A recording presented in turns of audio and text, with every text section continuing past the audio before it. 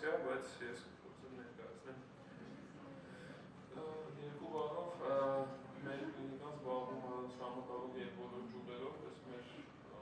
թիմն է բավականին մեծ, եթե չեմ սխալվում, ոչ ամբողջական կազմն է, բայց ես եւ Հրանտ Տեր-Պողոսյանը մենք ավելի շատ կենտրոնացած ենք ֆունկցիոնալ խնդիրների վրա, այսինքն մեր կլինիկայի հիմնական մոտեցումը կայանում է նրանում, որ սկզբում ուղղել ֆունկցիոնալ խնդիրները եւ նոր միայն դրանից հետո զբաղվել ատամնաշարի տեսքի եւ մնացած հարցերով, այսինքն դա ինչ որտեղ ինստինկտիվ է, որովհետեւ մեծ քանակի պացիենտներ կան, որոնք ունեն նմանատիպ խնդիրներ եւ չունեն դրա լուծումը։ Հիմա մի քանի բան մեր կլինիկայի մյուս ինովացիաների մասին եւ որից հետո արդեն Invisalign-ի մասով ես մի քանի բան եւս կասեմ։ Մենք ներդրել ենք, ինչպես ասացի, ֆունկցիոնալ խնդիրների լուծման համար տարբեր տեսակի միջոցառումներ, առաջինը դա նյարդամկանային ստոմատոլոգիայի ներդրումն է Հայաստանում, այսինքն սա մի առանձին ճյուղ է, որը զբաղվում է ստորին ծնոտի դիրքի որոշմամբ հիմնված ստորին ծնոտը դիրքավորող մկանների ակտիվության հիման վրա, այսինքն ստուգվում է ստորին ծնոտի մկանները ու գտնվում է պացիենտի համար ամենաօպտիմալ մկանների համար ամենահարմար դիրքը։ Մյուս բանը, որ կարող եմ ասել, դա նավիգացիոն իմպլանտացիան է, էլեկտրոնային տեխնոլոգիա է, քանի որ բոլոր նորարարությունների մասին մի քանի բան որոշեցի ես ներդրել սլայդերի մեջ։ Նավիգացիոն իմպլանտացիան դա բժշկի օգնությունն է, երբ որը թույլ է տալիս իմպլանտը պլանավորել արդեն ռենտգենի վրա, եւ նոր դրանից հետո հատուկ շաբլոնի միջոցով չսխալվել անգամ մի միլիմետր եւ դնել այնտեղ որտեղ պլանավորել է։ Մյուսը դա ազոտի օքսիդի կիրառումն է, որը քչացնում արարածությունը եւ ավելի դեպի անցկացնում պրոցեդուրը շատ տարածված է, հատկապես երեխաների շրջանում։ Դրանից հետո հատուկ սարքա, որի միջոցով կոչվում է օպտիկական աքսիոգրաֆ, դրացնա, ինքը հատուկ գործիք է, որը թույլ է տալիս հետևել ծնոտի շարժումները եւ դա կապել կատերի հետ, այսինքն հնարավորություն է տալիս տեսնել ծնոտը բերանապացը փակելու ժամանակ ծնոտը ուր է գնում եւ ինչ երևույթներ են ունենում այս հատվածում, որը ինքնոծնոտային հոդն է, հաճախ տարածված խնդիրներ այդ ջերմություն։ Մյուս երկու բանը դա օրտոդոնտիայի թվային պլանավորման համակարգն է, Dolphin Imaging ծրագիրն է, որը հնարավորություն է տալիս պացիենտին ցույց տալ իր դեմքը բուժումը չսկսած, այսինքն բուժման ավարտին մենք ինչ արդյունք ենք տեսնելու, դա համադրում է ռենտգենը, ֆոտոն, չափումները եւ արդեն ուզում եմ ձեզ ցույց տալ այս սարքավորումն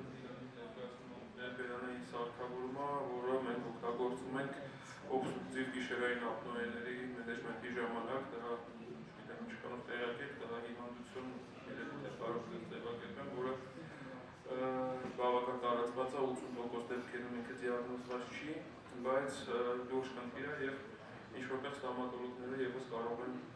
այդ հարցում աջակցել։ Այս սարքի միջոցով ստորին ծնոտը մի փոքր բերվում է առաջ, որը շնչուղիների ծավալը մեծացնում է, ինչի հաշվին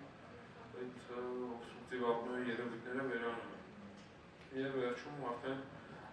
նրա համար ինչ պետք է չի մասն ռեպրեզենտացիան պետք է լինի, դա Invisalign-ն է, դա օրտոդոնտիկ ոլորտում երևի թե ամենամեծ բրենդն է եւ դա արդեն պաշտոնապես Հայաստանում է։ Եվ մյուս բանը, որ մենք համագործակցում ենք SAS գրվածով չշփոթել մեր սուպերմարկետների ցանցի հետ, դա սերվիս է, որը զբաղվում է օրտոդոնտիայի ոլորտում մեծ պլատֆորմա, որտեղ դու կարող ես քո քեյսերը ներբեռնել եւ ժամ պայմանավորվել շատ փորձառու բժիշկների ոնց որ համատեղ աշխատելու պլատֆորմա, այդտեղ ժամ ես վերցնում, իրենց հետ համագործակցում ես, եթե մենք ունենում ենք բավական բարդ դեպքեր, չենք ամաչում դիմել ավելի փորձառու գոլեգանների օգնությանը։ Align Technology-ն մի քանի տարի իր հիմնական օֆիսներից մեկը տեղափոխել է Հայաստան, բայց նրանք զբաղվում են միայն տեխնիկական բնույթի հարցերով, իսկ անցած տարեվանից արդեն Invisalign լայներների սիստեման դա հատուկ համակարգ է, որը նախատեսված է ատամնաշարերը ուղղելու համար եւ փոխարինում է բրեկետ համակարգին։ 25 թվականից նա արդեն պաշտոնապես Հայաստանում է եւ արդեն հայ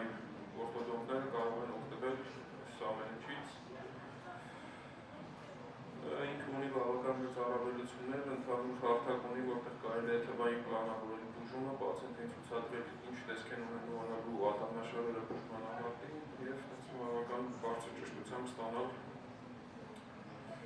այդ արդյունքները։ Align Technology-ն երևի ամենաինովացիոն կամպանիան է այս օրթոդոնտիկ ոլորտում, նա երևի ունի ավելի քան 260 գործող պատենտներ թե նյութերի, թե տեխնոլոգիաների վրա։ Թվային պլանավորում, AI ինտեգրում եւ հեռակա հսկում պացիենտի, այսինքն պացիենտը կարա իր այցերի քանակը բավական կրճատի եւ հատուկ գործիքի միջոցով կարող մի քանի ֆոտո անի, այդ ֆոտոները հասանելի լինեն բժշկին եւ եթե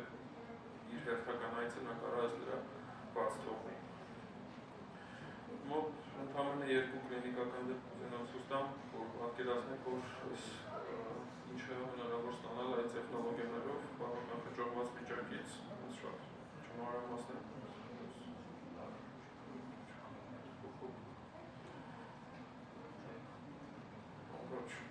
Հետո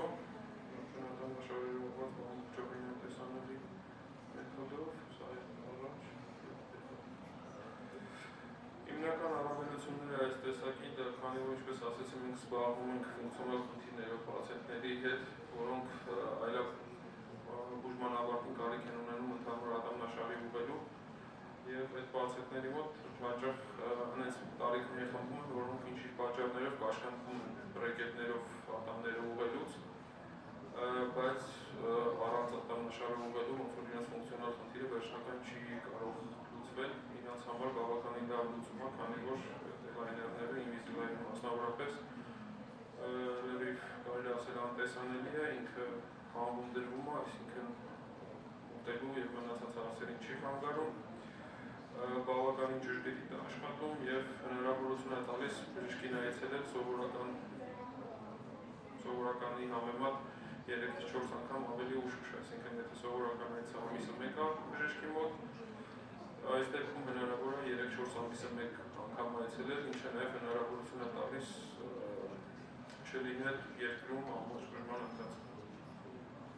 Կարծես սա ամենահիմնական առավելություններն են, որի մասին կուզենայի ասել։